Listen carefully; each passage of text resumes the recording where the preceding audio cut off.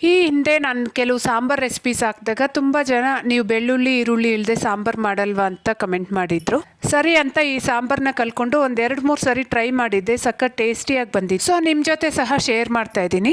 1 hour ಮುಂಚೆನೇ ತೊಗರಿಬೇಳೆನ ನೆನೆಸಿಟ್ಕೊಂಡಿದ್ದೆ. ಈಗ ನಿಮ್ಮ ಇಷ್ಟದ ತರಕಾರಿ ಯಾವುದೇ ಹಾಕ್ಕೋಬೋದು.